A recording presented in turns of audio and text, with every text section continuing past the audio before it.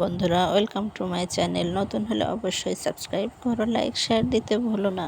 তো নতুন একটি ভিডিও নিয়ে চলে এসেছি, মোগলাই পরোটা। তো ঘরে বানানো তৈরি যে কোনো জিনিসই সুস্বাদু আর অর্গানিক, স্বাস্থ্যসম্মত, তাই না? তো বিকেলবেলায় প্রায় আমি নিজেই তৈরি করি ঘরোয়াভাবে নাস্তা। তো আজ বানালাম মোগলাই পরোটা। চলো পুরো রেসিপিটা তোমাদের সাথে শেয়ার করি।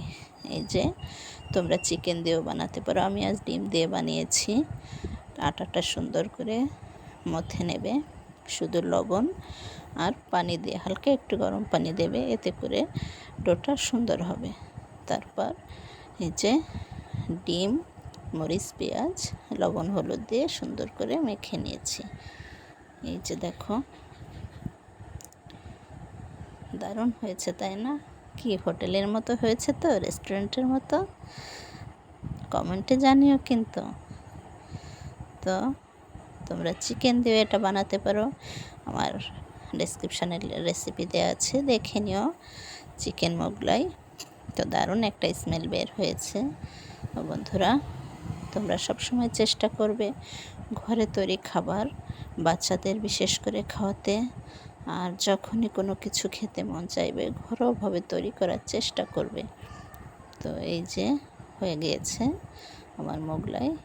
আর গরম গরম অবশ্যই এটাকে কাটতে হবে, নইলে একটু ঠান্ডা হয়ে গেলে জিনিসটা ঠিকভাবে শেপ করা যাবে না, শেপে আসবে না। তো এই যে আমি গরম গরম করে কেটে নিচ্ছি। তো এই যে দেখো, একটা মোগলাইতে কতগুলো পিস হয়ে গেছে। তো এই দেখো ভিতরটা। বিকালের নাস্তা বা অতিথি আপ্যায়নে তোমরা এটা রাখতে পারো। বন্ধুরা, ভিডিওটি ভালো লাগলে অবশ্যই লাইক শেয়ার দিও আর সাবস্ক্রাইব করতে ভুলো না যেন, তাহলে নতুন নতুন ভিডিও পৌঁছে যাবে তোমার কাছে। তো ভালো থেকো, খুব ভালো থেকো।